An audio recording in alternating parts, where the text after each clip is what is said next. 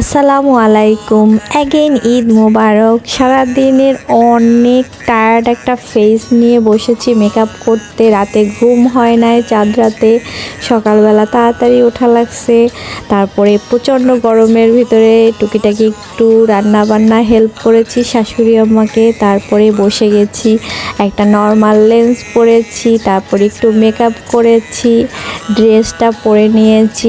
এই ড্রেসটা আমার আম্মু গিফট করেছে, হাজব্যান্ডও ড্রেস দিয়েছে, সেটা আজকে পরবো না, গিফটের ড্রেস পরবো, কারণ আম্মু আমাকে আর আমার হাজব্যান্ডকে একই কালারের সুন্দর পাঞ্জাবি আর জামা গিফট করেছে।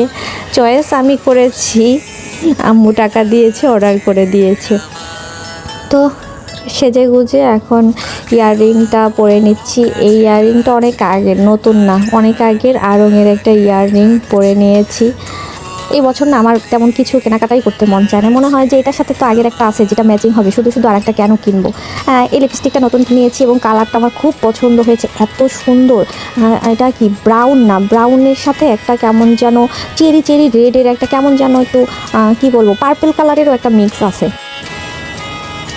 ব্রাউন কালারের এই ব্যাগটা নিয়ে নিচ্ছি। আমার ঈদে আর কিছু লাগুক আর না লাগুক, আমি ব্যাগের প্রতি ইদানিং অবসেস হয়ে যাচ্ছি। যে ব্যাগ দেখতেছি তাই ভাল লাগে, জানি না কেন। অন্য সব কিছু ব্যাগ আর জুতার জন্য আমার বেশি অবসেশন কাজ করে। ইদানিং জামা কেন যেন কিনতে মন চায় না। তো লেসিয়ার একটা পারফিউম দিয়ে নিচ্ছি। তারপরে আবার চিন্তা করলাম এটার সাথে সেম এটারই একটা অয়েল, পারফিউম অয়েল আছে, সেটাও একটু দিয়ে নিচ্ছি।